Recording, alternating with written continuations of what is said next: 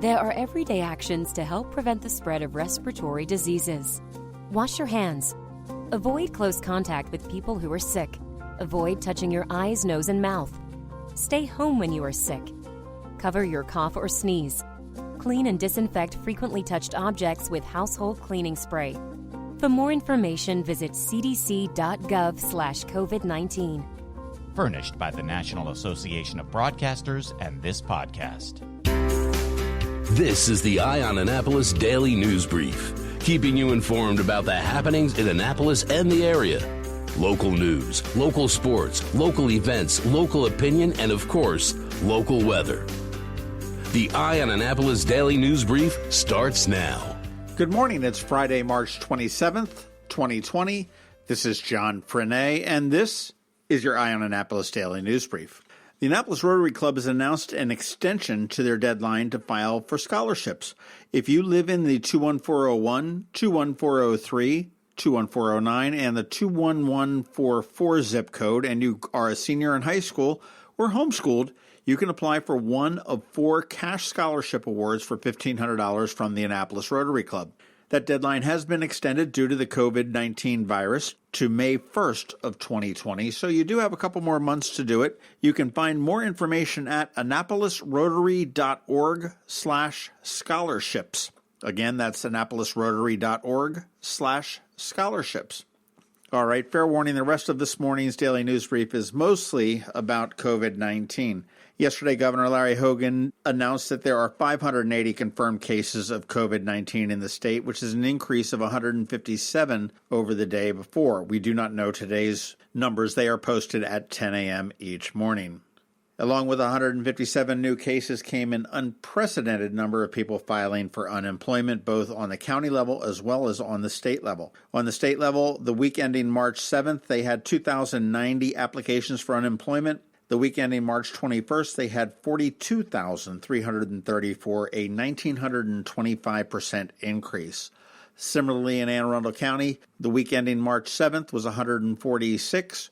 The week ending March 21st was 4,517, or a 2,993% increase. Thankfully, the stimulus package appears to be sailing its way to the president's desk, and that should be signed a little bit later on tonight to give folks that have been laid off and businesses that have been impacted a little bit of breathing room. Late yesterday afternoon, the Maryland Department of Education announced that all public and private child care programs in the state will close at the end of the day today. The state will be setting up programs that will take care of the children of essential workers. There is a whole list of people that are considered essential for the state. They're health care providers, public health workers, law enforcement, correctional officers, firefighters, insurance adjusters, National Guard, state employees that have to be at their place of work, etc. Those programs, when they are set up, will be free for the essential personnel.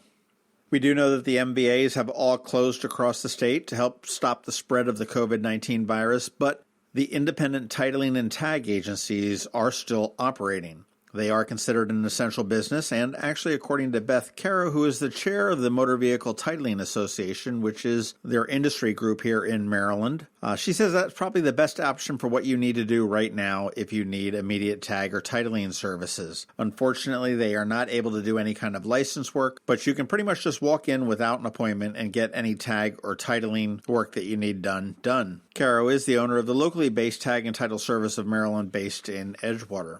If you are a regular user of the Pace bicycles, which is the BIKESHARE in Annapolis City, I've got some bad news for you. Pace has announced that they are discontinuing all of their programs because of the COVID-19 pandemic. In a statement they sent out late last night, they said, "We understand that many of you use Pace for essential functions like commuting to work or getting to stores for supplies, so this was not an easy decision to make. However, we have decided that it is necessary to prioritize the safety of our maintenance staff and other riders." There is no word when that may open up again or if it may ever return to Annapolis. Kind of a bad loss because, from what I understand, that was actually used pretty significantly throughout the town. Hey, and as we wrap up the Daily News Brief today, we don't have a whole lot of things going on this weekend, so there's no sense in doing a whole, hey, here's what you can do this weekend. I do suggest that you can get out to a park if it's nice, get some fresh air, ride a bike, go take a walk on the BNA Trail, maybe over at the Greenberry Point Trail, Bacon Ridge. Get some fresh air, maintain that 6-foot distance, But if hanging out inside is more of your thing, I've got the perfect solution for you. And actually, this is a good solution. The Annapolis Film Festival is in town. It's not really in town, but it's in your living room. And you can go to the AnnapolisFilmFestival.com website, and right there on the front page of their website, you'll see a button to be able to purchase passes or tickets. And they are going to be streaming the entire film festival, with a few exceptions, right to your living room or your device, wherever you would like to watch it. Tickets are $15 a piece for a movie and $75 for a full weekend pass. I do recommend the pass because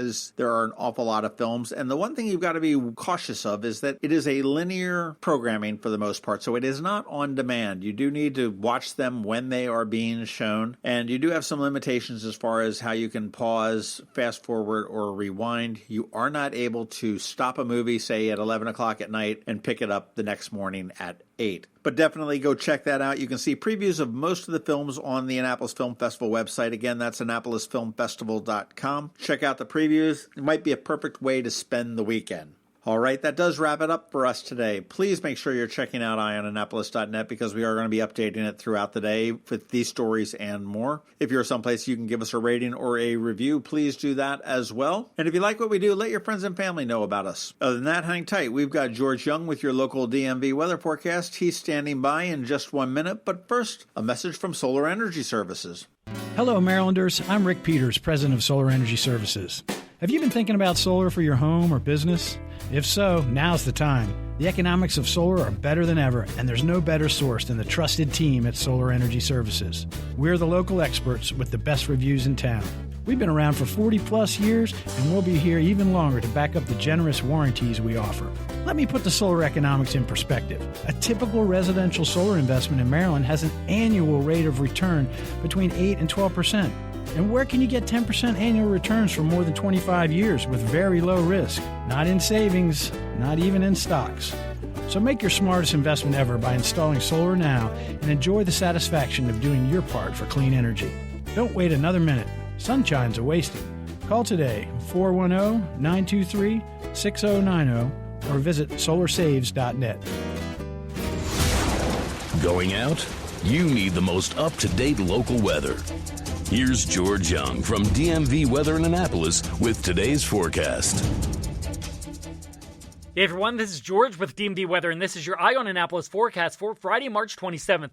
Yesterday was a nice one with plenty of sunshine and highs near 60 across the Annapolis region, with the late March sun making it feel even warmer than that at times. And while today will bring clouds and showers back to the region, the rain should be light on the whole with off and on showers, along with some potential for some peaks of sun throughout the day as well, as temps jump up a bit into the mid-60s to lower 70s in spots. Then it's more showers and cooler temps tomorrow with highs only 55 to 62 degrees before a warm-up again on Sunday into the 70s, with some more showers likely and possibly even some PM thunderstorms as well, as a cold front ultimately moves through from the west, setting the stage for a nice start to next week with sunshine and 60s both Monday and Tuesday, with the overall outlook for next week being a fairly good one with limited rainfall potential and highs in the 50s and 60s much of the week. Okay, that's it for today. This is George Young of DMV Weather. Make it a great weekend out there. Stay safe, and be sure to get our app on all of your devices by searching for DCMDVA Weather in the Apple or Google App Stores, and also follow us on Facebook and Twitter, and use our website at dmvweather.com so you can always stay weather informed.